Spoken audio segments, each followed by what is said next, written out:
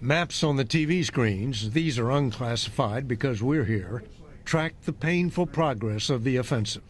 It looks like the Ukrainians, the yellow, have cut a pretty good wedge out of the Russian lines. That's true, yeah.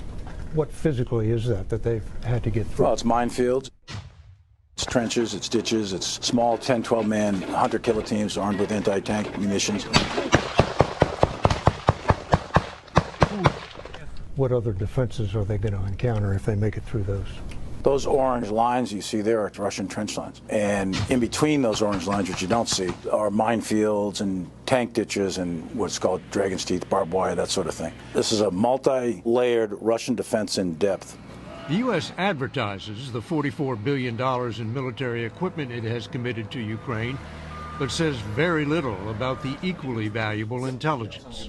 Do you share what you know about Russian troop movements with Ukraine? Our intelligence pipes to Ukraine are quite open, for sure. And of course, CIA and interagency, NSA, all those guys. So, but there's pretty open pipes on intel to Ukraine. So are you helping Ukraine select targets? Target selection and authority to strike is with Ukraine. What we do is provide them situational awareness. But you tell them there's a command post over there, there's an ammunition dump over there. We'll give them the situational awareness as best we can tell. So this really is a proxy war. You don't have boots on the ground, you're not making decisions, but you're helping Ukraine kill Russians. We're helping Ukraine defend themselves is what we're doing. The Ukrainian goal is to reach the crossroads city of Melitopol, where they would be in position to cut Russian-occupied territory in two. How much longer do they have to keep fighting before winter? The weather folks are telling us that you're looking at something in the probably the beginning of October before the rains come, and it won't be the winter. It'll be the rains that make the ground soft and make it unacceptable for ground maneuver.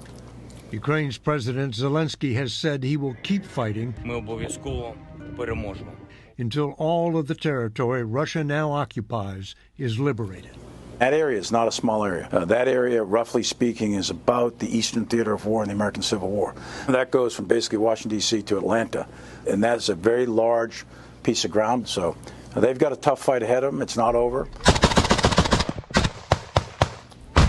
And if they don't achieve their objectives, does that mean we're into a forever war? So neither side at this point in time have achieved their political objectives through military means, and the war will continue until one side or the other has achieved those means, or both sides have determined it's time to go to a negotiating table.